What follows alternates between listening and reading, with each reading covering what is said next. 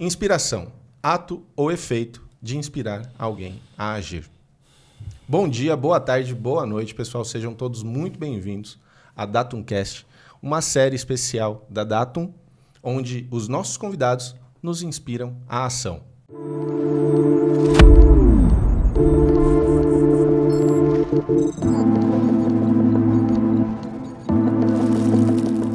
E quem vos fala é o Henrique Kagorara, um apaixonado por podcast, mas mais apaixonado ainda por boas prosas.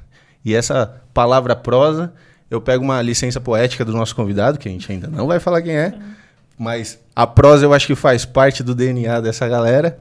Porém, antes de mais nada, quero convidar, e na verdade não é convidar, é agradecer ao convite da Jéssica Pessoa, que está aqui do meu lado. Jéssica, como que você chega aqui hoje? Recém-chegada de férias, né? Ah, é verdade, descansada.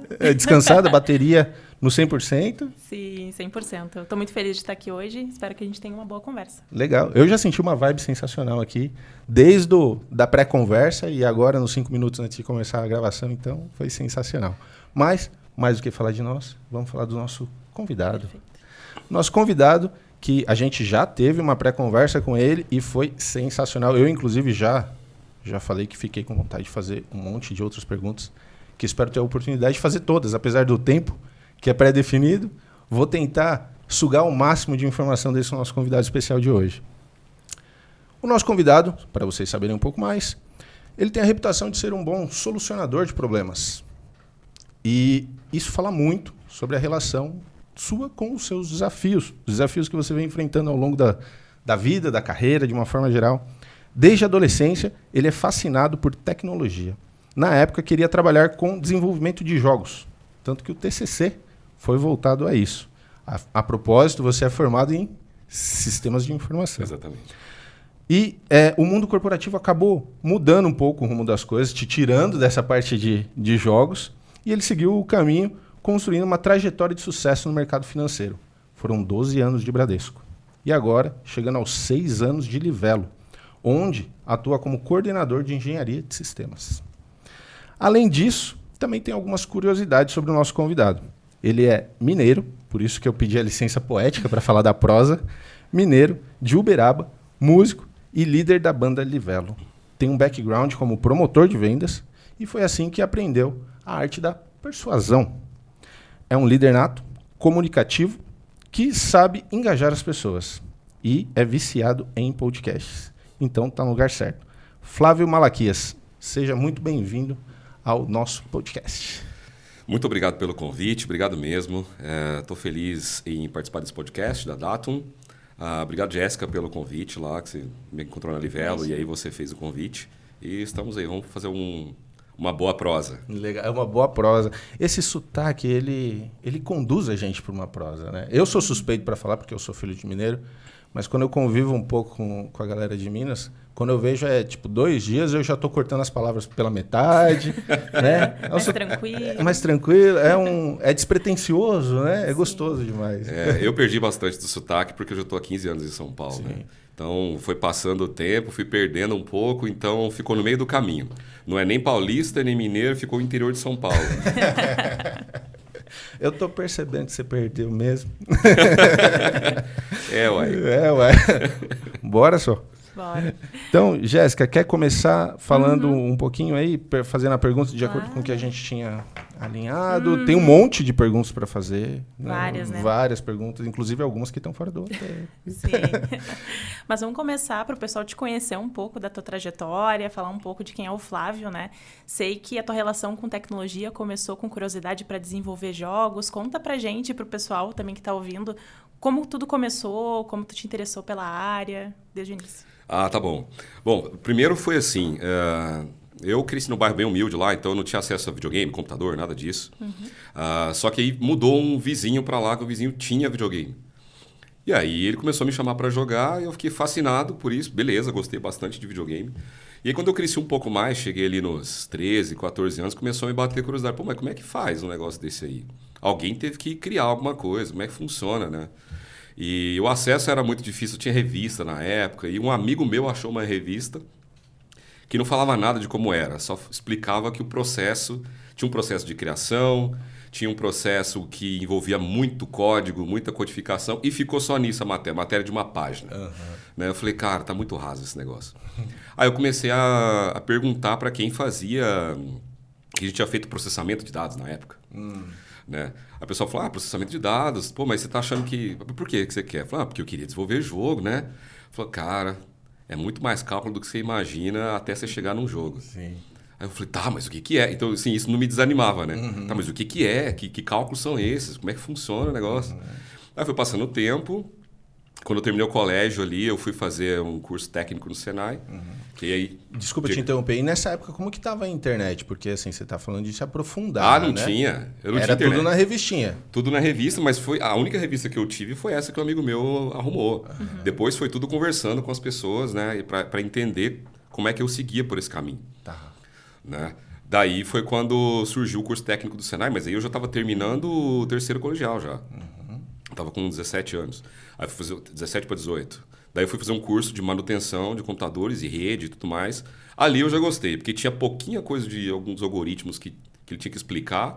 Arquivo .bat, quem é das antigas vai saber desses arquivos. Hoje em dia também rola os bats no Windows, né? Mas ali com aqueles arquivinhos ali eu já me interessei. Falei, beleza, é por aqui que eu quero ir. Mas eu aprendi a mexer com rede. A rede lá de casa, quando eu tive que passar cabo, eu mesmo crimpei os cabos. Então, essa parte de hardware um pouquinho eu sei me virar. Sim. Configuração de rede, enfim. E aí, depois disso, surgiu o curso de sistemas de informação, porque antigamente só existia o processamento de dados. Isso. Processamento de dados? Era. E era do colégio, junto com o colegial que o pessoal fazia. Tá. Aí surgiu o curso de sistemas de informação. Técnico. Era um curso técnico, não era faculdade. Não era uma graduação.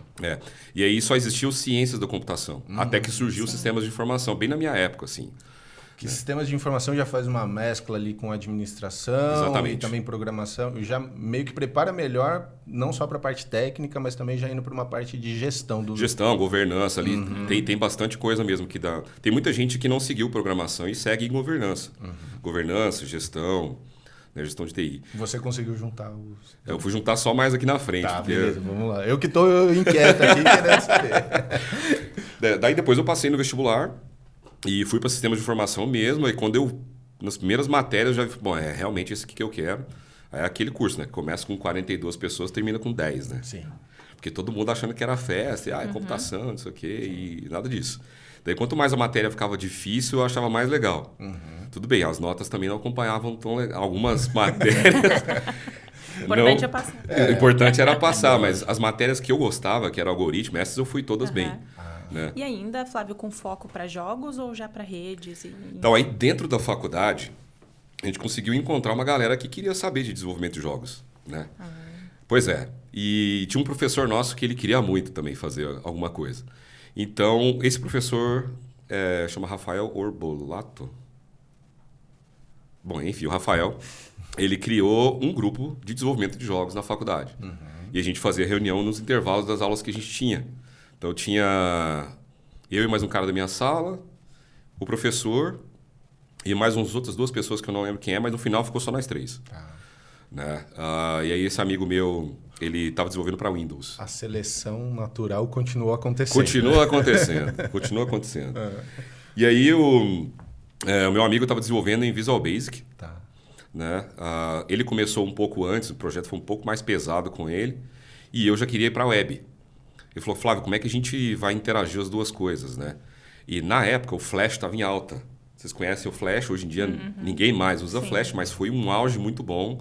Trouxe muito boas experiências para a internet, né? Sites ricos com experiências muito inimagináveis para a web. Né? E aí eu peguei, fui para a biblioteca e achei um livro de desenvolvimento de jogos em Flash. Desculpa te interromper mais uma vez, eu vou te interromper alguma Claro, vez. claro. Tudo bem para você? Tudo bem para mim. Pode me interromper também. Vambora. Só para situar a galera que a gente não sabe. É muito legal esse lance de podcast, porque assim, fica para prosperidade, né? Para posteridade. Obrigado. Para posteridade. E quem escutar a gente daqui a alguns anos não vai saber de que ano que você está falando. Ok, então, é verdade. Que ano que acontece tudo isso do Flash, né? Desse boom do Flash, onde realizam sites sensacionais? Ok, eu entrei na faculdade em 2002. Tá. Né? E ali, por volta de 2004, foi quando a gente começou esse grupo, que a gente já tinha bem mais maturidade com algoritmos. Né? Então, foi ali pelo terceiro ano para quarto ano de faculdade que a gente trabalhou um pouco mais pesado, né? A gente já tinha muito bem estabelecido o que era algoritmo, estrutura de dados, né? Orientação a objeto. E aí a gente começou a conseguir entender um jogo. Porque a orientação a objeto eu só fui entender direito quando eu fui mexer com jogos. Porque é praticamente a criação de Deus, assim, né? Vamos dizer. Ó, tira um cara, esse aqui é o modelo de pessoa, daqui para frente vai ser tudo igual, parecido com esse cara aqui, ok? Você muda alguns atributos. É basicamente isso, né? Então, foi muito interessante. Então, eu aprendi mais orientação a objeto estudando jogos do que com Java. Porque o estudo do Java, meu Deus do céu, né? Os professores de antigamente era, ó, a classe é isso aqui, herança, polimorfismo. E aí, já nos jogos, como você estava falando ali de um personagem ou de um objeto, ficava muito mais claro você mapear esses conhecimentos da orientação a objeto, né? Então, ali eu aprendi muito. Muito mesmo. Mas isso foi por volta de 2000 Eu entrei em 2002, 2004, 2005. Bem no comecinho. Bem no comecinho. Ali a internet já estava melhor, né? Mas lá atrás lá não tinha internet não. Já tinha as ADSLs da vida, com 128K de velocidade. Olha o barulhinho da internet de escada aqui, né? Ainda era de escada. Era ADSL, mas quando chegou os 512K, meu Deus do céu, né? Então você pode falar que chegou aqui quando tudo isso era mato. Eu posso falar que sim. Eu posso falar que sim. E uma curiosidade, tá? Eu só fui conseguir estudar direito a partir do segundo ano de faculdade. Porque eu comecei a faculdade e nem computador eu tinha. Eu ficava no laboratório da faculdade. Olha só. Né? E depois saía de lá e ia para casa do meu amigo estudar com ele. Né? Que morava na rua de trás. Se o Danilo estiver vendo, vai ser legal. É um amigão meu. E é interessante também refletir sobre o fato de quem quer dar um jeito, né? Já que a gente está falando de inspiração, quem quer dar um jeito. Então, não tenho computador, por isso que eu não entrei na área de TI. Não. Dá para desenrolar de alguma forma, só que aí cabe a cada um o esforço. É isso aí. Isso aí. Aí depois, aí com o desenvolvimento de jogos, eu virei o cara do Flash na faculdade. Porque eu andava com o livrinho de desenvolvimento debaixo do braço, para todo lado. O livro, se você for olhar no registro lá, tá lá há meses o livro comigo. É mesmo? E aí a gente conseguiu mapear, o meu amigo estava fazendo MVB, a gente descobriu que o PHP, o executável do PHP, conseguia gerar a partir de uma codificação específica para gerar sprites para jogos. Sprites, para quem não conhece, é cada uma das fotos do movimento de um personagem, 2D, né? Vamos falar assim. Tá. Em 3D também tem, mas hoje chamo de modelo e não sprite. Mas em 2D é uma fotinha do movimento de um personagem. Então a gente conseguia gerar esse sprite em um arquivo específico para Flash. E aí eu alterei o projeto do meu amigo para poder gerar esses sprites para Flash. E depois eu conseguia carregar isso numa engine de Flash que eu tinha criado para poder gerar um mundo, vamos dizer assim, né? Que interessante. Nossa, foi muito legal. Que muito legal mesmo. E durante esse período na faculdade, você também atuou como trainee na biblioteca e fez até trouxe uma solução, né? Desde sempre trazendo uma solução. Conta um pouquinho mais aí desse case. Tá, essa história é boa, essa história é interessante. Porque, eu queria entrar de qualquer jeito para o mundo de tecnologia. Eu trabalhava de promotor de vendas para uma empresa grande daqui de São Paulo, enfim, roda no Brasil inteiro. Eu trabalhava em mercados. E nessa empresa eu falava que eu queria, o que eu estava fazendo de curso e para onde eu queria ir com a minha carreira. E não rolava oportunidade nessa empresa. Até que um certo dia surgiu uma vaga na faculdade que eu estudei, que os meus professores mesmo eram os gerentes. Deixei meu currículo com eles. Falou, Flávio, não te prometo nada, você tem certeza que você está fazendo? Você vai largar todos os benefícios para vir para um lugar que não tem benefício? Falei, cara, para onde eu quero ir, se eu não fizer isso, se eu não abrir mão de uma coisa para o que eu quero, não vai rolar. E passei na entrevista. Comuniquei a galera da outra empresa que eu estava trabalhando. Falei, gente, muito obrigado mesmo, mas não está rolando oportunidade aqui. Eu estou indo para outro lugar que vai para minha área, que eu estou me formando. E daí rolou. Aí eu falou assim, Flávio, não é programação. É para você trabalhar de suporte. Beleza? Falei, não me importa. Eu preciso entrar na parte de TI, depois eu me movimento. Aí, beleza. Eu fui trabalhar na biblioteca da faculdade, formatando os computadores de consulta. Cara, que trampo terrível. Para quem conhece, eu usava o bendito Ghost. Não sei se vocês sabem disso, mas é uma imagem que hoje no Docker a gente tem uma imagem pronta que você replica as máquinas. Mas a gente tinha um Ghost que a gente não ficava formatando, instalando Windows. A gente chegava, plugava um HD que já tinha o Windows instalado no formato que a gente queria e a gente só transferia os dados, pronto, tava lá a máquina formatada. Olha só. Sucesso.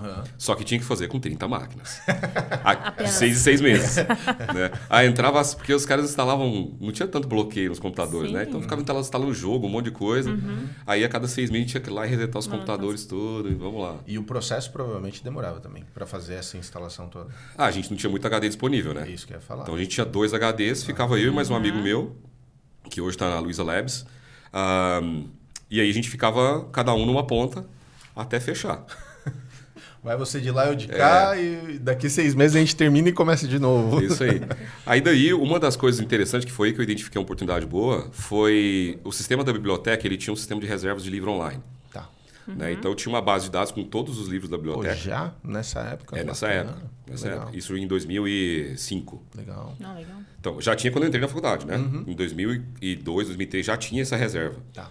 Só que era um sistema feito em Delphi. Era um sistema web desenvolvido em Delphi, um servidor web desenvolvido em Delphi, que rodava como executável no Windows, não era nenhum serviço. Eu olhei aquilo e falei, como que vocês... Por quê? Vocês com PHP aqui? Não, a gente contratou a solução, né? E aí a solução veio pronta, a gente queria um módulo web, o cara fez. Tá bom. Não, beleza. Então vamos. E aí, em época de volume, esse executável caía. Parava de executar, dava um erro lá, não aguentava. Caía. E eu peguei, como eu lembrei dos arquivinhos de lote, eu criei um arquivo em lote que ficava monitorando as execuções do Windows e vendo se o processo estava lá.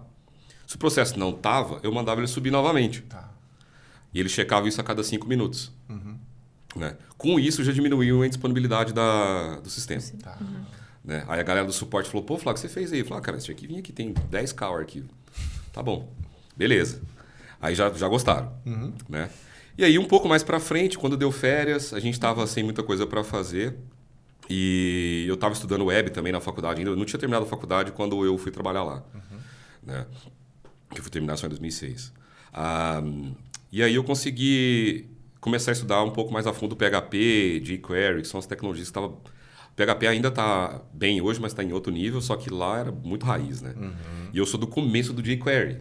Para quem é da web, sabe que jQuery é muito usado ainda hoje em dia, mas eu estava no comecinho, jQuery 1.0 lá atrás. E aí eu comecei a estudar isso. Eu falei, pô, mas isso aqui dá para fazer uma coisa. Eu peguei e fui lá no DBA e falei, cara, o banco de dados está aberto para se ligar no PHP aqui. Vocês têm um servidor que eu posso usar? Temos um espacinho aqui para você. Toma aqui esse espaço aqui, publica os arquivos que você quiser aí, beleza. Aí me deram acesso no banco. Eu comecei a consultar o banco na boa com o PHP, fazer uma pagininha ali para listar os livros. Falei, gente, isso aqui dá para fazer dentro de casa, não preciso de pagar uma solução para isso. Aí foi bem legal que eu consegui criar as consultas no banco e consegui replicar o que o servidor do cara fazia. Então, a gente sairia de um arquivinho executável de Delphi no Windows para um Linux. Aí foi legal. Aí os caras me viram realmente como um programador e não como analista de suporte. Entendi. Né? E quanto tempo tu ficou como suporte? Eu fiquei como suporte durante um ano mais ou menos. Né? Aí depois me passaram para desenvolvedor. E ali eu fui começar a fazer a análise de um sistema... Bom, vamos fazer um sistema maior então. Já que você já matou o módulo web do cara, que era um contrato à parte... E a galera acabou economizando uma grana com isso. Sim. Você matou o módulo web, vamos fazer o sistema inteiro agora, então. Vamos tirar o contrato como um todo. Falei, então vamos. Daí me mudaram de gerente. Que tu queria. Exatamente. Pra botar a mão na programação. Exatamente. Só que aí foi bem diferente, né? Porque quando você começa muito na programação, você não se liga tanto na análise, né? Em passar muito tempo fazendo uma análise para depois codar. Você quer codar, você só quer saber de código. E aí foi passar para análise. Falei, nossa, cara, o mundo é gigante. Aí meu gerente, não, falou, olha só, a gente vai fazer todos os use cases, tudo bonitinho. E aí era muito gigante. Daí surgiu uma outra oportunidade. Isso foi em 2007. Para eu ir para Uberlândia, eu estava em Uberaba ainda. Para eu ir para Uberlândia trabalhar com Visual Basic, ASP e .NET estava começando. né? Daí eu tava saindo de CLT para ir para PJ, que eu tinha o maior medo disso. Naquela época ainda, né? É. Daí um amigo meu que tinha saído da faculdade, trabalhava comigo na faculdade, ele saiu e foi. Daí um ano depois eu conversei com ele, falei, como é que tá aí? Falei, você quer vir? Falei, não, me explica como funciona. Não, a gente trabalha por projeto. Falei, tá, mas se o projeto acabar, é PJ, eu vou ficar sem dinheiro. Não, não acaba os projetos. Falei, como não acaba? Não, acaba. Falei, tá bom. Aí eu fui, fiz entrevista. Da primeira vez eu não passei. E é nesse momento que começa... Desculpa até te interromper. Tá. Eu não sei se você ia... Vai lá. É nesse momento que começa a sua carreira na área financeira? Na área financeira, sim. É? Isso. Que aí eu já fui trabalhar na American Express. Que aí já na área do Bradesco Cartões. Bradesco já tinha comprado a parte de emissão de cartões American Express, era exclusivo do Bradesco. Sim. Né? E a central era toda lá. Toda a administração, todo o negócio, todo o desenvolvimento era lá em Uberlândia, no complexo da Algar. E aí sim, aí eu fui para lá, aí eu descobri um mundo bem maior, muito mais organizado, uma empresa grande, com processos bem definidos, documentação bem definida. Ali eu aprendi a trabalhar como programador, de verdade. Isso na segunda entrevista. Não, falou que na não primeira passou de entrevista eu primeira. não passei porque eu menti no currículo, né? Eu gosto assim. Eu gosto assim. É sinceridade. O cara me pegou. O cara me pegou na curva, porque eu sabia que era ASP, aí eu comecei a estudar ASP, mas eu era do PHP. Daí eu falei pro cara que eu tinha 3 meses estudando ASP, eu falei que eu tinha 6 meses que eu estava estudando. Aí o cara, tá, me conta o projeto aí, então. Entendi. Aí, você... cara, eu travei Então. porque eu tava só estudando. Então foi mais ou menos assim, assado. O cara tava digitando, ele parou e ficou me olhando assim. Tentando explicar pra ele o que eu tinha feito em ASP. Eu falei assim, Flávio, muito obrigado. Tá, acho que já entendi. Pra agora não rola, não. Tudo bem. Vamos lá, né, galera? Quem nunca? Uma melhoradinha aqui. Uma melhoradinha. O que é 3 meses, não é mesmo? Que são 3 meses, né? 3 meses e nada, a mesma coisa, meu Deus do céu. Mas o mais engraçado é que 6 meses depois dessa entrevista, o cara me ligou pra me contratar. Eles que entraram em contato? Entrar em contato de novo legal. comigo. Então, eu não tinha Funcionou. percebido. Funcionou e eu não tinha observado isso também, que foi a segunda entrevista na mesma empresa. Na mesma empresa. Na mesma empresa. Porque assim, na primeira eu não passei do screening, vamos dizer assim. Porque a empresa era terceirizada, então eu fazia entrevista com eles primeiro e depois com a empresa, com a American Express. Né? Então eu não passei do escritório do cara lá em Uberlândia. Não cheguei a ir para a American Express fazer entrevista. Mas na segunda, o cara só me ligou e falou assim, você estudou? Aí me deu um frio na barriga, né? Falei, sim, eu continuei estudando. Falei, então beleza, cara, vem aqui essa semana aqui pra gente conversar. Falei, tá, Legal. beleza. Eu trabalhava tarde e noite. Eu tive que dar um jeito de arrumar uma desculpa, cara. Dreco, você vai estar vendo isso aqui agora, você vai estar sabendo essas coisas. Revelações. Dreco, Luciano. Não, tudo bem, mas depois ele tinha desconfiado que eu estava fazendo entrevista. Sim. Mas, e aí eu fui, fiz a entrevista de novo e falou assim, Flávio, ó, o endereço é tal, você vai lá, direto lá, faz a entrevista tudo lá. Ok. Nem fui pro escritório, fui direto na American Express. Daí eu fiz entrevista com 3 pessoas no mesmo dia. Um cara que é analista, um gerente e depois a diretora de TI. Sem teste naquela época? Sem teste. Não tinha teste. Hoje em dia eu não passaria, não.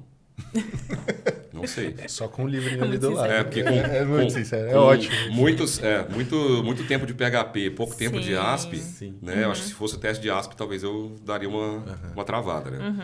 Beleza, daí o mais interessante foi, e isso eu conto com que eu tive que ser bem ousado ali, sabe? Porque na última entrevista, a mulher me perguntou... Mais, tá? né? Mais ousado. Já vem sendo aí ao longo do tempo. A gente vai tentando, né? Mas o nome dela é Márcia Moreira, ainda é amiga minha. E ela me perguntou assim, por que eu tenho que contratar você e não o restante das pessoas que eu entrevistei hoje? Falei, cara, você tem que me contratar porque eu sou bom de raciocínio, rápido de raciocínio e eu sou bom. Aí ela me olhou assim, tá, beleza. Porque Porque assim, o que eu ia responder para ela nisso, né? Que Sim, expectativa que ela buscando, tava... Como é que eu vou falar com uma diretora, né? Qual a expectativa de resposta dela? Sim. Não, eu sou rápido de raciocínio, eu sou bom de lógica. Então, É isso. Tá bom. Menino novo ainda. Menino novo. Eu tava ali com 2005, 22 anos. 22 anos. Tava Novo. bem Que novo. legal. Deu E é certo. nesse momento que tu consegue entrar no mercado financeiro, então? É. E a American Express era do grupo Bradesco. Bradesco Cartões, né? E tu Isso. participou de um projeto que eu acho que é a entrega do app. Isso Super foi um importante. pouco mais pra frente, né? Porque eu trabalho lá em legal. Berlândia, eu trabalhei muito em soluções internas, né? Que era para suportar a operação da American Express no Brasil. Então, eu trabalhava na parte web, depois eu acabei virando de ASP clássico para .NET. Na verdade, era .NET 2.0, bem antigo mesmo. Sim. Mas ali eu aprendi a trabalhar com patterns. A gente tinha uma galera muito boa de arquitetura que... Sim, de foram software, 12 ensinou anos, né? Pois é. Bastante coisa. Sim, mas de lá, assim, até eu trabalhar com o aplicativo Bradesco Cartões foi uma trajetória, porque eu saí de programador para analista de sistemas. Né? E foi ali que eu comecei a ter que agir um pouco mais com empatia com as pessoas, aprender a explicar bem um processo, né? Explicar para quem não sabe nada de um assunto de forma lúdica. Né? Então foram habilidades que eu fui adquirindo quando eu virei para analista de sistemas. Né? Mas eu só fui virar para analista de sistemas, eu já tinha me mudado para São Paulo. Quando eu vim para cá, eu estava como programador ainda. Depois o Banco Bradesco fez a aquisição do Banco IB. E nessa aquisição foi quando eu mudei a chave para analista de sistemas. Tá. Né? E aí já foi bem diferente. Eu já cuidava de um sistema não mais programando, mas sendo a ponte entre a parte de negócios e as empresas contratadas que tinham para desenvolver. Né? Mesmo como terceiro, eu ainda fazia isso. Dali foi bem legal. Eu amadureci muito como analista de sistemas, como levantamento de requisito técnico, documentação técnica. Então, foi muito legal. Então, eu trabalhei muito com o pessoal do IB no início do que seria a Livelo, onde eu trabalho hoje. Né? Que foi quando surgiu os cartões Elo. Isso, aí já tinha passado bastante tempo, tá? Já foi em 2010, por aí. Tá. 2009 para 2010. Porque eu vim para São Paulo no final de 2008. Né? Essas viradas aconteceram por volta de 2009. Né? E aí eu larguei toda a Microsoft para trabalhar tudo com Java, que eu desconhecia, não conhecia nada de JBoss e nada disso. Fui aprendendo, mapeando os conhecimentos de um lado para o outro. Né? E acabei aprendendo algumas coisas com meus amigos lá. Mas depois disso, acabaram me movendo de projeto. Mudei de gestão. E eu fui parar na parte de Bradesco Cartões mesmo, e não mais do IB. Tá. Né? Nessa primeira parte que eu estava, antes de passar por Bradesco Cartões, eu trabalhei com os projetos que chamavam pré-compensa. Era projeto de... Já era para você ganhar créditos no cartão de crédito. Já era um cashback, que a gente tá tão conhecido hoje em dia. Sim, mas já funcionava dessa forma. Já funcionava no lançamento do cartão Elo. Então, o cartão Elo rampou bastante com esse cashback. Mas nem se chamava cashback. Não, a gente chamava de... Fidelidade, Não, era cashback. programa. Assim, internamente a gente chamava de cashback. Mas para o cliente era pré-compensa. Depois acabou popularizando o termo cashback. Né? E aí foi bem no comecinho. Depois de tudo isso, aí foram que criaram a Livelo, tiraram todo esse core, né, que não era o core business do banco, aí pegaram uma empresa para fazer essa parte de loyalty, né, de fidelização. Mas daí eu passei a trabalhar com mainframe. Eu tinha um preconceito com mainframe, cara. Porque mainframe pra mim era só os senhorzinhos chato pra caramba de conversar. Ai, meu Deus. Aí, beleza. Bom, fui aprender um pouco de mainframe, mas não pus a mão em código, não fiz nada. Eu só tocava o projeto mesmo, sabia o que o projeto tinha que fazer, sabia o processo e tinha que tocar o processo. Até que o meu gerente ele já era um senhorzinho aposentado. Ou estava para aposentar. Daí chegou esse projeto do aplicativo do Bradesco Cartões para fazer. Né?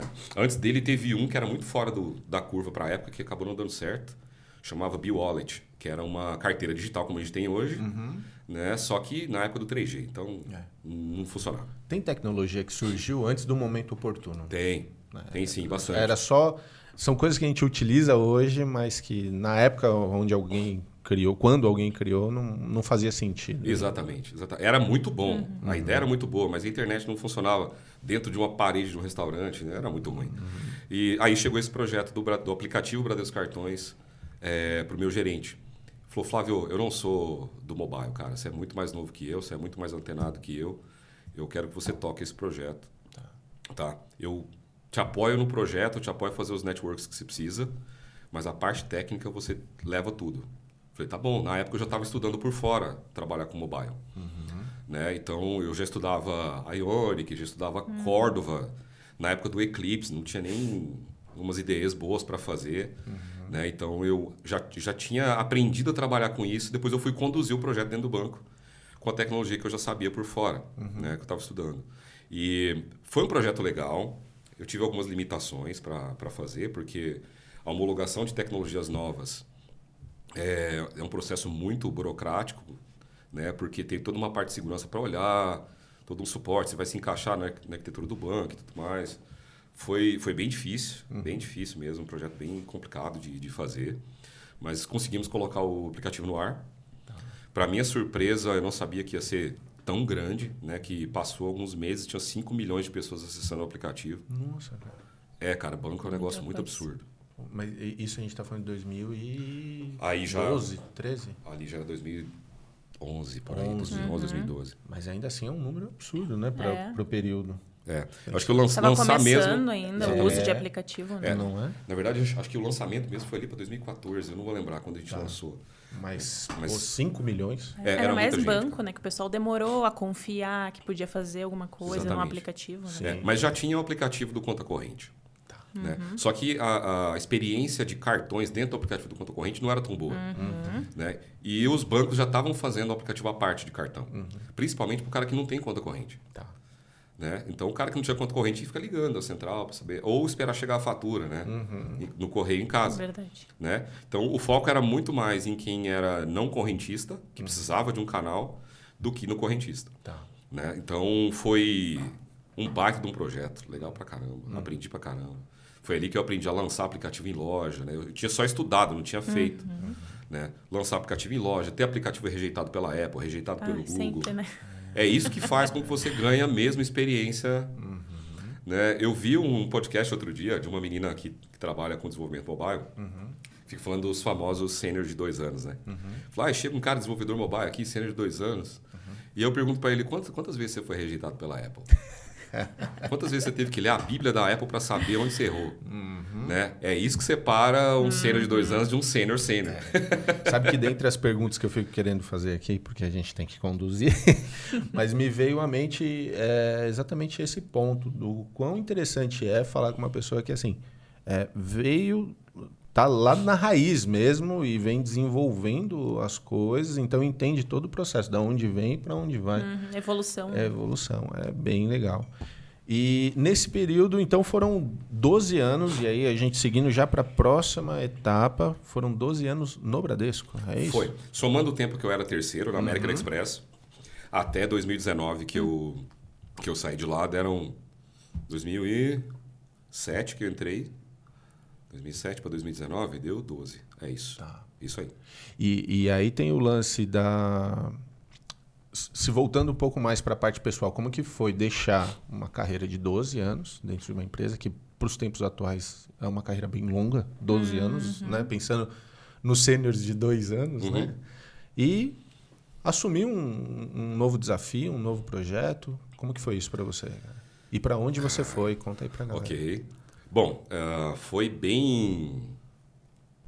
É difícil, né? Você fazer uma escolha dessa, porque assim, os bancos são estáveis, né?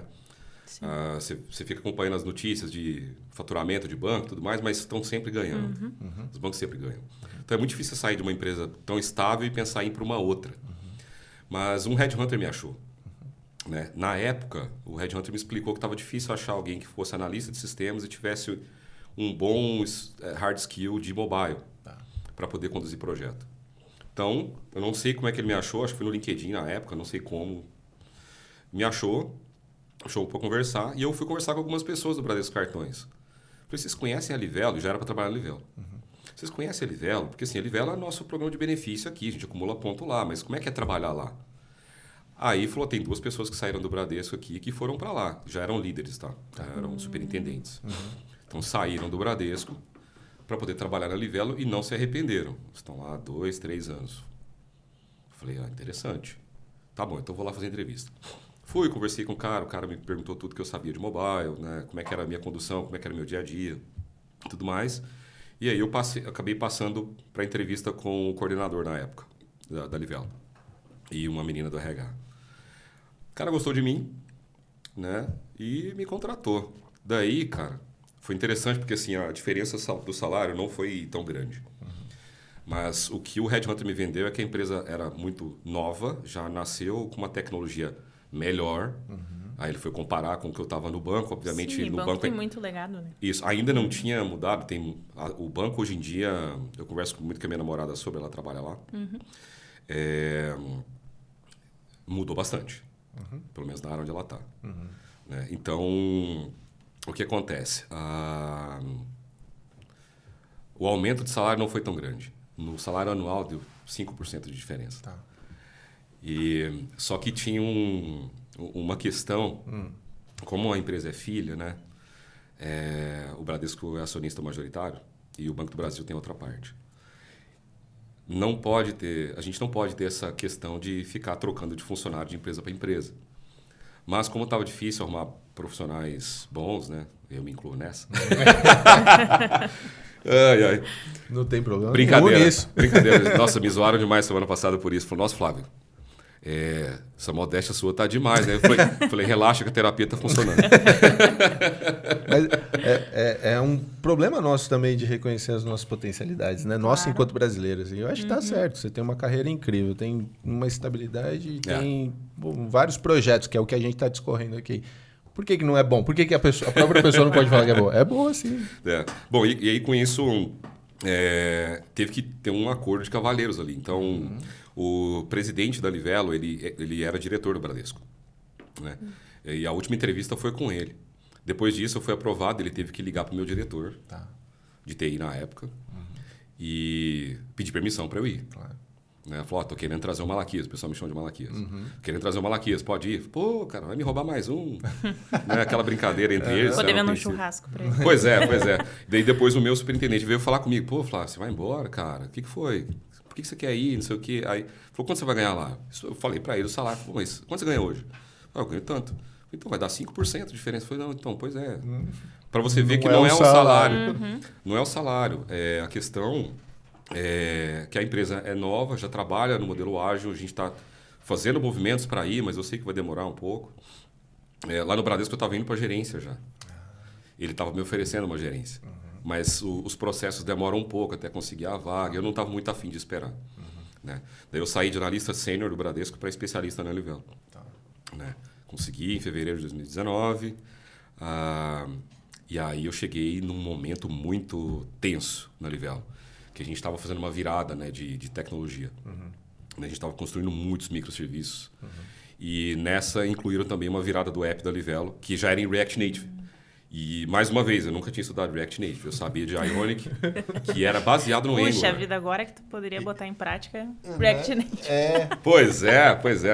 E aí, daí eu fui estudar React um pouco, para poder entender direitinho ali. Mas para conduzir projeto eu não tinha dificuldade nenhuma, né? Para fazer projeto técnico, enfim. Já tinha a squad toda formada, né? Então, cheguei lá no meio do furacão, porque o pessoal começou um projeto de migração para o Oracle Commerce Cloud, né? Que a gente utiliza lá hoje. Então, o Oracle Commerce Cloud é atualmente a nossa tecnologia onde está o e-commerce da Livelo, todo o mecanismo de e-commerce. E o aplicativo da Livelo se aproveita das APIs do Oracle Commerce Cloud, do OCC, para que a gente mostre catálogo, enfim, né, catálogo de produtos. E o aplicativo da Livelo ele era feito em Android nativo e Objective-C, que era da Apple. E daí a estratégia da Livelo era unificar o desenvolvimento para que a gente pudesse pagar uma vez só, né? Paga um desenvolvimento e a gente exporta para as duas plataformas, então isso era legal. Daí fomos nessa virada. Trabalhei de 2019 até 2020, um ano para poder colocar esse aplicativo no ar. Né? Foi um processo bem difícil. No meio do caminho me chamaram para trabalhar com o site, porque o site foi lançado antes do aplicativo. Foi lançado em dezembro de 2019. Uma correria terrível. Então eu cheguei a trabalhar com a parte web e depois eu voltei para o app para acabar de lançar o app. Né? E esse período pré-pandemia apimentou um pouco esse desafio? Apimentou, porque a gente lançou o app e a pandemia entrou, né? Lançamos o app em maio, a pandemia tinha começado em março.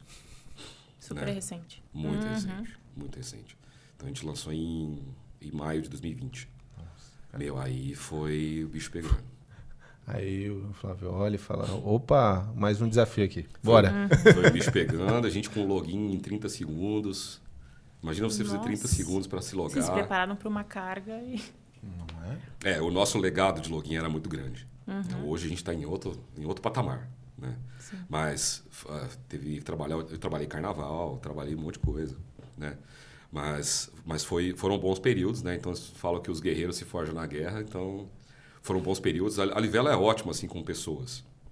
Né? Então, não deixaram a peteca cair ali, né? Sempre apoiando todo mundo. Quando a gente precisava tirar uma folga, tirava, né? Dava uma descansada. Claro. Mas foi bem legal. E pegando o gancho que tu falou de pessoas e que no Bradesco tu já estava indo para o nível de gerência e trocou para a Livelo. Quando foi para a Livelo, já foi na experiência como líder do time? Era líder de time. Legal. Tá, desculpa te interromper, você ia terminar. Não, eu queria saber mais sobre essa tua parte de liderança com pessoas, esse líder nato, que eu sei um pouco que tu é. Tá. Bom, lá no Bradesco mesmo, às vezes eu estava bastante isso, mas ainda como analista de sistemas, porque eu tinha que encabeçar muitos projetos. Né? Os projetos, eles... Por trabalhar com cartão de crédito, é muito dinâmico o mercado. Não para o negócio. Então, os projetos chegam primeiro no Bradesco, cartões assim de inovação, chegavam primeiro lá. E dali a gente tinha que interagir com todas as outras áreas, com conta corrente, com controladoria, um monte de coisa.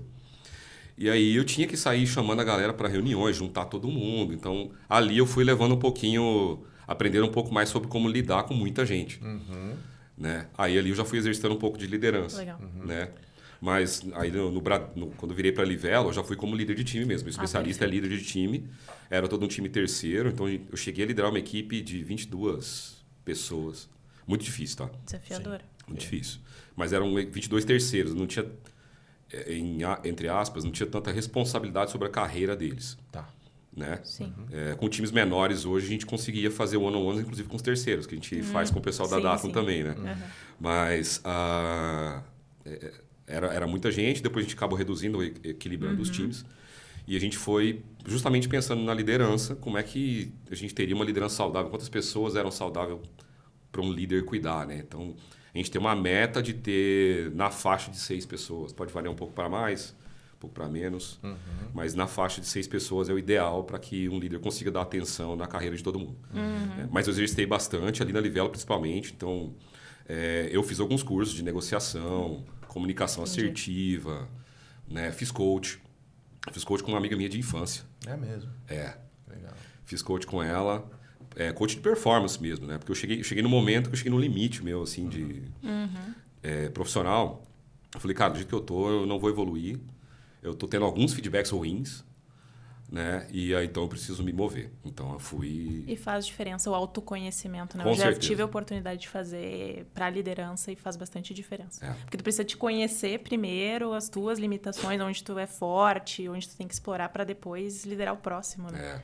Bom, fez tanta diferença, assim, que no meio do caminho eu troquei de equipe, né? Eu trabalhei lá no app, eu estava com um pouco de medo de sair, porque o meu background todo foi todo de mobile e web, né?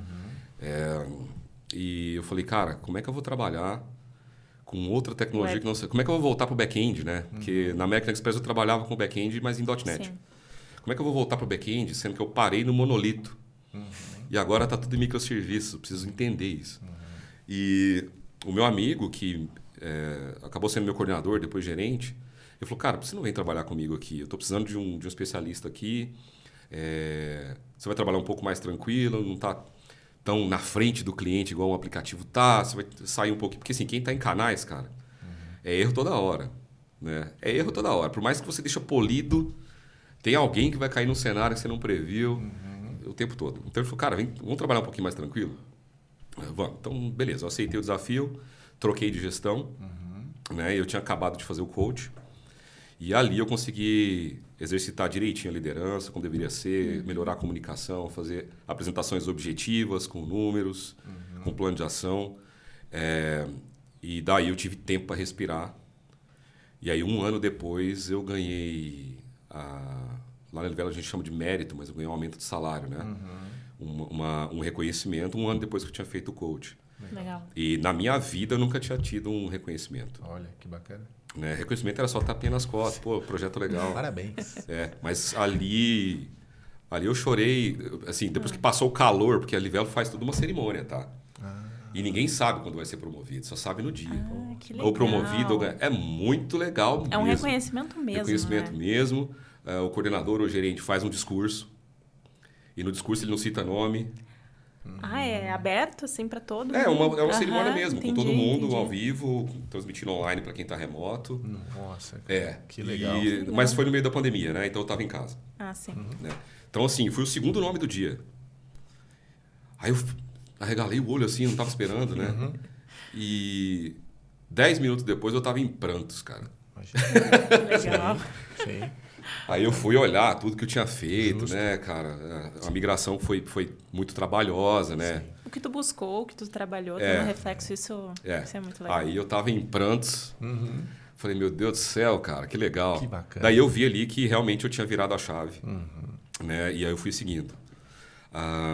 Depois eu acabei passando por outros projetos. Então, quando você falou dos desafios, e até na nossa pré-conversa, esse gerente amigo meu é o Ricardo Benfica. Ele sempre abraçou umas coisas bem difíceis de resolver. Essas coisas caíam para ele. E aí, sempre quando ele chegava para mim, falava, Flávio, eu tenho essa questão para resolver aqui, cara. Você topa pegar? Cara, tá até bem organizado, mas precisa evoluir e tal. Tem que fazer uma gestão ali em cima. Falei, topa. E aí foi desde a primeira vez que eu passei do front pro back-end, que eu já topava trabalhar com ele assim. Um cara muito centrado, um cara que me deu essa oportunidade mesmo de dar uma virada de chave, né? Acreditou em mim. Sim. Né? E aí ele foi pegando esses projetos difíceis, cara. E ele perguntava se eu queria tocar, eu falei, eu vou. Vamos lá, o que tem que fazer? Quem são as pessoas? Tá bom, beleza. Daí, de um projeto, eu acabei ficando com 2. Depois eu peguei o sistema core da empresa para cuidar. Durante 6 meses eu fiquei com o sistema core da empresa. E nesse período, eu peguei uma migração desse sistema core. A gente tinha mais de 8 tera de dados no banco. Simplesmente o coração da empresa, a gente tinha que mover ele de um data center para outro. Só isso. Bem tranquilo. E a moça que trabalha comigo, ela começou o projeto, né? E no meio do caminho ela estava grávida e precisava sair de licença maternidade. Tá. Só melhora. Mas ela deixou tudo organizado, toda a parte de banco de dados e infraestrutura do banco de dados, tudo pronto. Ela com o time dela, depois o time dela tocou junto comigo. Né? A gente tinha um cara de SRE, tinha eu e tinha mais uma pessoa que eu não vou lembrar de que área que era. Mas a gente teve que fazer várias reuniões, né, colocando fases. Né? Foi difícil estruturar. Foram algumas reuniões para estruturar o cronograma, né, de como é que ia ser o dia D. Né? O que podia ser feito antes do dia D e o que no dia D ia acontecer. Então a gente tinha... Eu separei em 3 itens, né? Quais que poderiam ser dado rollback. Quais que, se a gente desse rollback, a gente perderia poucos dados. Não tinha muito risco para o cliente e nem para a empresa. E um flag vermelho de dali para frente a gente ia consertar. Não dá para voltar mais. Foi emocionante. Claro. Um baita trabalho. 35 pessoas numa sala e a gente com um miro fazendo um monte de coisa. E depois que a gente terminou esse projeto, a gente terminou, era 7 horas da manhã. Começamos 10 horas da noite, terminamos 7 horas da manhã, o dia de amanhecer. Mas foi muito legal. Porque foi legal ver, porque eu fui controlando a execução. Né? Tal hora, a gente tinha a hora que cada um ia executar cada coisa. Foi muito bem organizado. Tática de guerra. Praticamente. Muito legal. Praticamente. Cronograma de hora por hora. Isso aqui vai demorar 30 minutos, 10 minutos, 3 horas. E você orquestrando tudo isso. Parei para dar uma cochilada quando o time de banco falou isso aqui vai demorar 2 horas. Falei, então ok, cochilo, É depois eu Bota o volto. celular para despertar.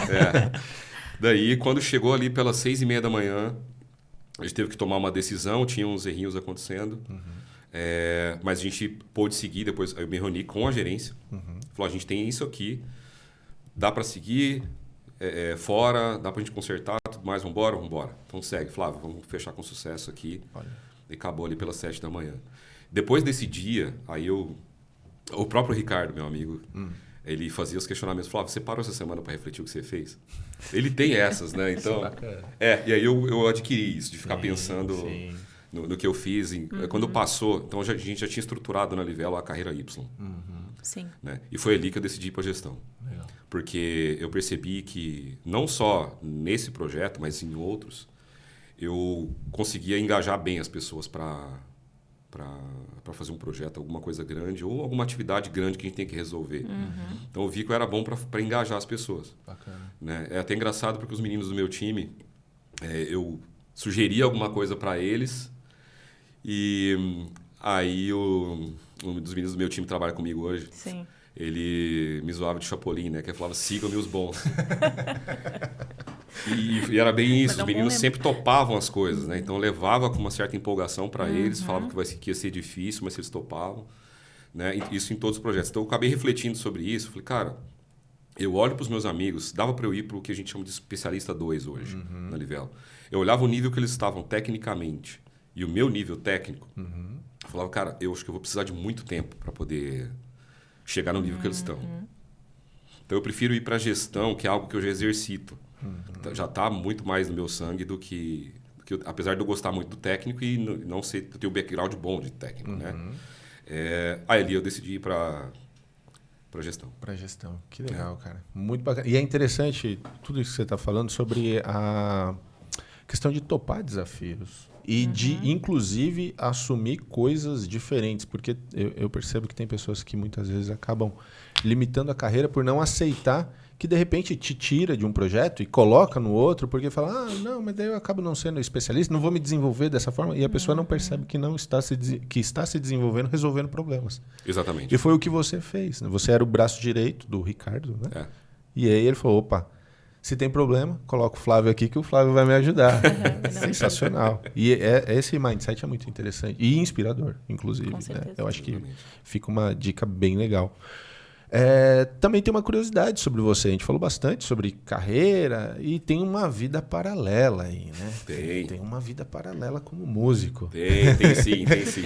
Conta um pouco pra gente como é que foi, como é que é essa relação com a música, desde quando e o quanto que isso contribui para essa gestão humanizada, para essa gestão olhando para pessoas.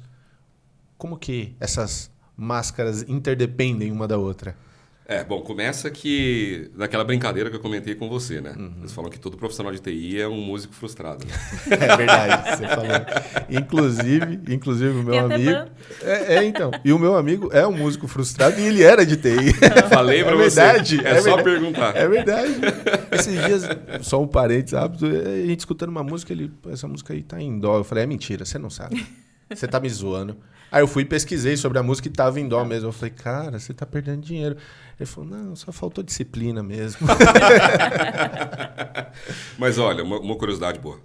Antes de eu fazer sistema de informação, logo quando eu saí do colégio, eu fiz aquelas avaliações seriadas, que você fazia no primeiro, no segundo e no terceiro ano do ensino médio. Não sei se vocês lembram disso. Eu não passei por Em isso. Minas tinha. Era para entrar nas faculdades Devia federais. ser um lance da estratégia estadual. Pode ser, né? pode ser. Então a gente fazia um vestibular no primeiro colegial, um no segundo e no terceiro. Legal. Né? E eu apliquei para música. Logo de cara. Antes dos games. Antes dos games. Legal. Mas eu já tinha feito conservatório. Então assim, eu comecei na música com 11 anos. Mas estudando só teoria musical na igreja onde a minha avó ia. Aí eu ia perguntar se era da família, da onde que... Porque 11 anos, né? Muito cedo. Isso. Daí foi na igreja da minha avó, né? Daí eu comecei a estudar só teoria musical, eu e minha irmã, eu com 11, minha irmã com 10. E a gente foi estudando só teoria. Aprendemos compasso, solfejo, um monte de coisa. Olha que legal. Só na que só revistinha. teoria. E na revistinha ainda. Nas revistas, porque a internet... Só revista. Mas assim, naquela época, a única coisa que eu tinha, que assim, é a base de qualquer música, é o livro chamado Bona. Depois vocês dão uma olhada para você ver. Fica a dica. Não existe um músico que não conheça o Bona, a não ser quem não estudou teoria musical mesmo. Tá? Legal. Mas é tudo para você aprender, ler partitura, aprender divisão, solfejar, enfim. Mas ali eu já sabia que o negócio era muito matemático. É muito lógica. Música é muito lógica também. Né? Quando você começa a estudar mais a fundo... É matemática pura. Tudo se encaixa, tudo tem... você fez uma nota esquisita. Não é esquisita. Essa nota aqui tem uma lógica. Essa nota aqui, tal. Tem uma questão de sentimento na música também, que eu fui aprender um pouco mais pra frente. Mas eu comecei com 11, depois estudei fui pro conservatório estudar guitarra com 15 anos. Né? 15? Não, foi antes. Foi com 13. 13 eu comecei a estudar guitarra no conservatório da minha cidade. Com 15 minha mãe me deu a primeira guitarra. E aí eu nem comia direito. Nossa. Nem comia direito. E tinha alguns instrumentos na sua casa?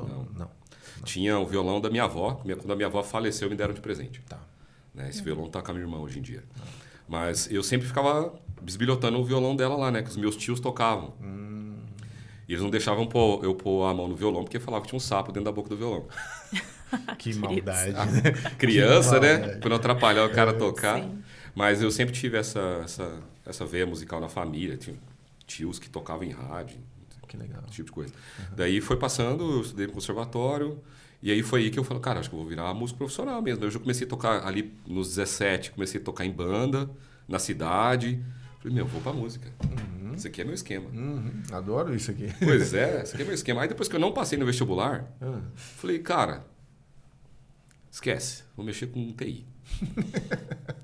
Esse negócio de ficar passando a noite acordado, aí quando você viu na TI também passa a noite acordado. Né? Passa também. Programa. Pois é. Mas no final das contas, no conservatório, ali eu já gostava da computação.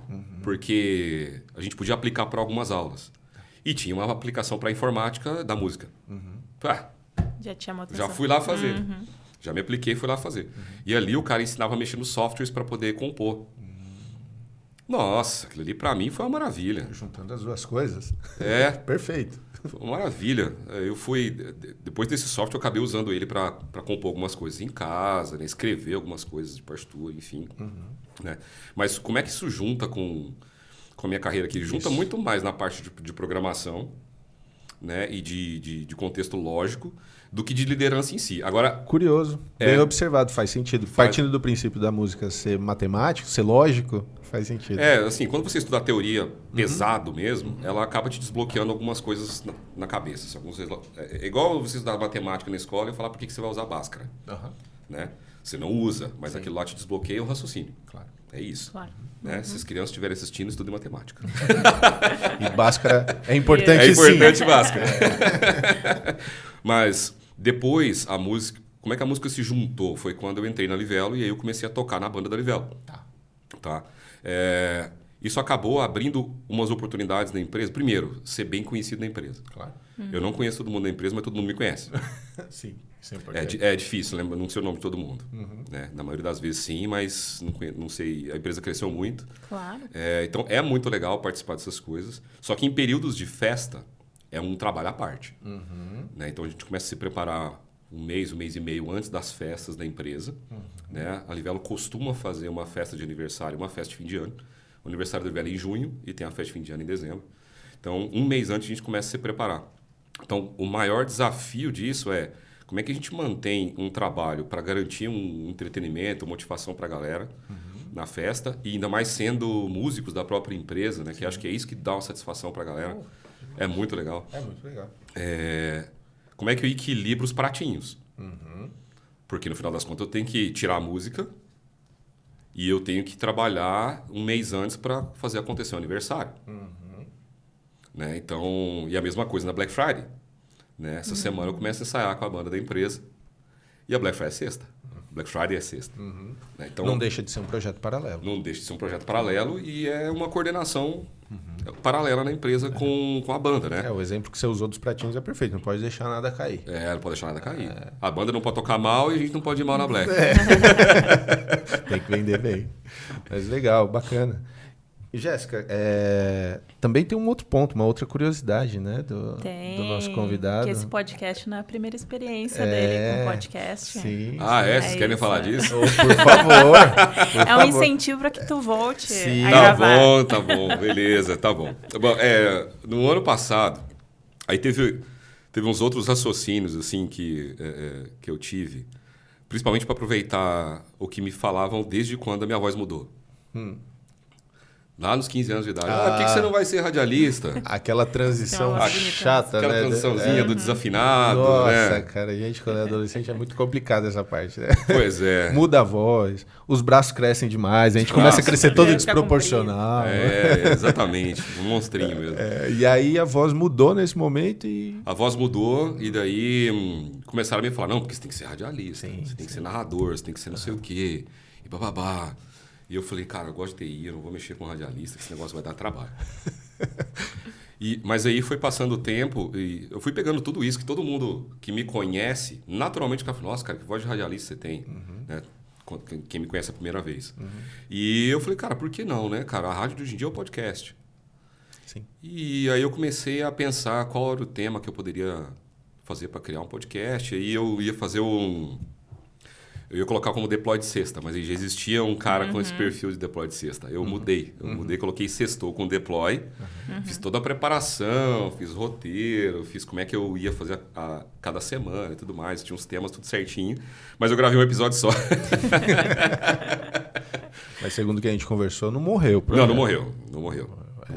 Mas aí o convite de vocês para vir aqui foi mais uma coisa legal, né? Porque eu gosto bastante.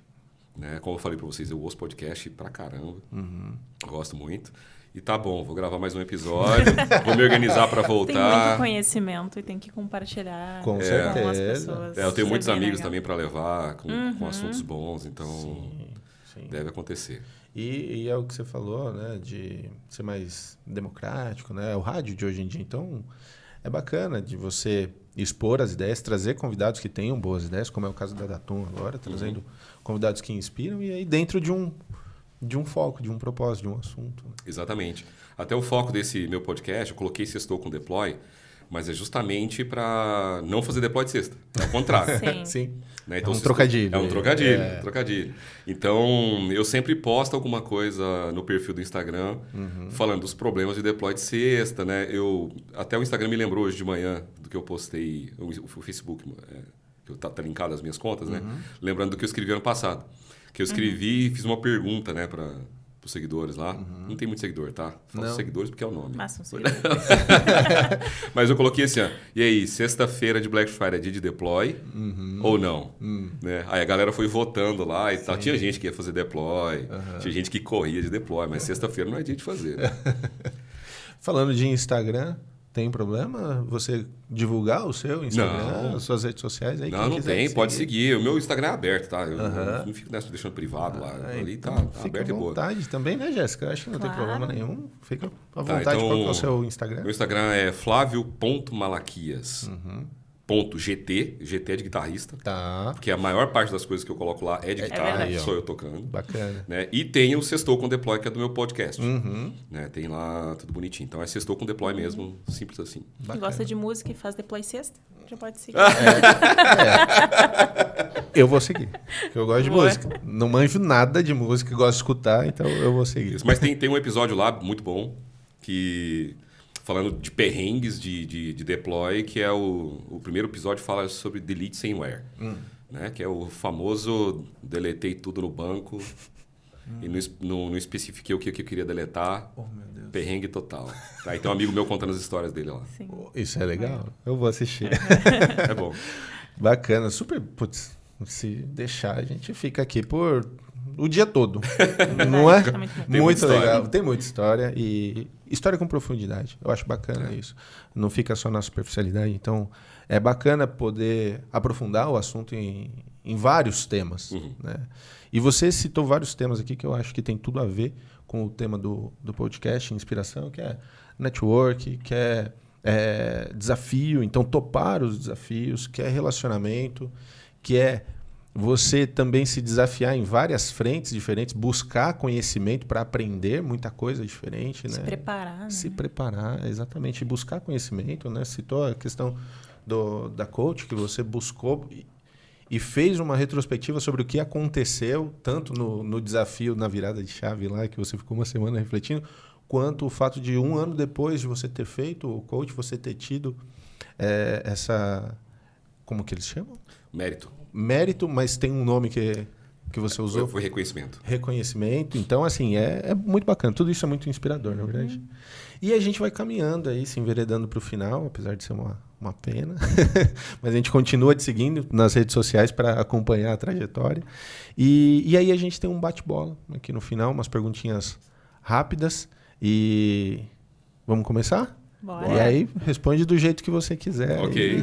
Como você se sentir mais confortável, Tá bom. beleza? Mas sendo sincero, como você foi ao longo de Acho toda que a isso conversa. a gente nem precisa Não pedir. precisa pedir, Não. vai rolar de qualquer forma. Boa. Quer começar, Jéssica?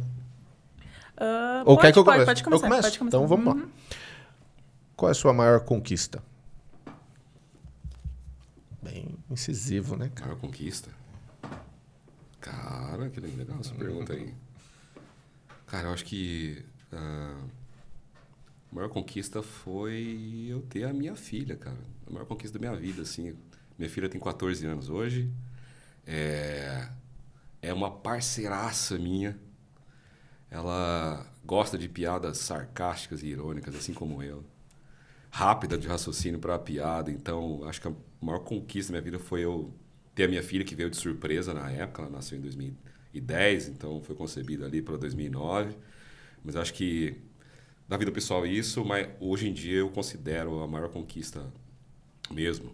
Foi aquele cenário de eu ter conseguido trabalhar pesado na virada do banco de dados da Livelo. Tá? Porque era muita responsabilidade. Acho que a maior das responsabilidades que eu já tive hoje, profissionalmente. Legal. Essa sua resposta eu até trago para o meu lado pessoal, porque eu e minha esposa estamos grávidos. E da Maria, que é uma menina. E em janeiro ela nasce, então quando ele falou, até arrepiou aqui. Legal, muito legal. Nossa, cara, menina... Imagino que seja é um projeto de vida. É um projeto de vida. É um projeto de vida. Mas muito bacana. São dois, e é interessante também separar dessas formas, né? Tem um projeto pessoal e tem um projeto de vida. Segunda pergunta. Qual o seu lema? Fé e resiliência. Porque a fé, ela te impulsiona a acreditar no que não existe ainda. Mas ela te dá esperança para o que pode acontecer. E a resiliência para você aguentar o processo de onde você quer chegar. Então eu tenho, inclusive, um quadro com cada uma dessas frases. Muito legal. Muito legal. Show. E agora vem uma pergunta complicada. Mais um. Se prepara. Essas duas primeiras você tirou de letra. Parece até que já tinha né, as perguntas. O que você detesta? Cara, eu detesto ter plano frustrado. Me causa ansiedade. Se eu planejei alguma coisa, no meio do caminho eu preciso mudar, eu fico muito chateado. Detesto mudança de planos. Detesto. Sou muito regrado. Se eu vou fazer tal coisa... Ai, adorei tua resposta. Bem humana, assim. Às vezes o pessoal vai para Vai buscar a muito resposta bom. da IA. E é bem assim. Não deu certo, pá, me chateei. Olha, minha namorada me fez essa pergunta. O que você detesta? E eu fiz exatamente a mesma resposta. Muito bom. E faz todo sentido, porque realmente é frustrante, né? Você Claro, planejou um negócio, não aconteceu, claro. pô, você fica... Não, de tudo eu detesto isso. Muito bom. E quem te inspira a ação? Quem me inspira a ação?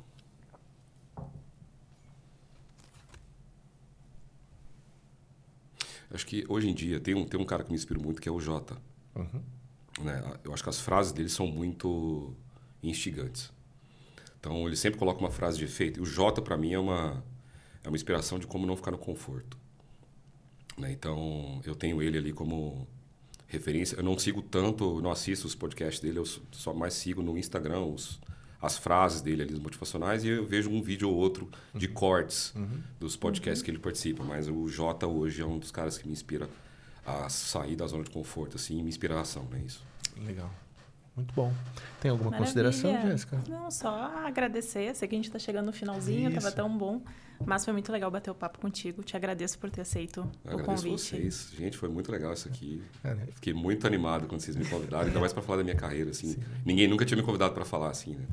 Que legal. É um projeto muito legal do Datum. Fico lisonjeado por ter sido convidado para ser o host desse episódio, porque realmente contar histórias é aquilo que a gente estava conversando no pré-gravação. nem sempre as pessoas que têm uma trajetória têm tempo para parar e pensar sobre tudo que fez até chegar onde chegou. Então, o sucesso ele é uma ponta do iceberg. Ele tem muita coisa que aconteceu, que forjou aquele profissional. E, apesar do tempo, eu acredito que a gente conseguiu trazer muita coisa inspiradora da sua trajetória para mostrar para a galera que acompanha o Datumcast. Legal. Muito obrigado. Obrigado. Obrigado, Jéssica. Obrigado, Datum. Obrigado, Flávio. Obrigado. Flávio Malaquias. E para vocês que estão aqui, quero agradecer a audiência e pedir para que vocês continuem acompanhando os próximos episódios, porque assim como o Flávio, teremos outras figuras muito importantes e inspiradoras. Beleza? Galera, obrigado. Obrigado, Flávio. E um brinde para a gente finalizar. Olhando para o meio lá? Aqui, ó. Aí. Aí. Valeu. Valeu. Obrigado. Valeu.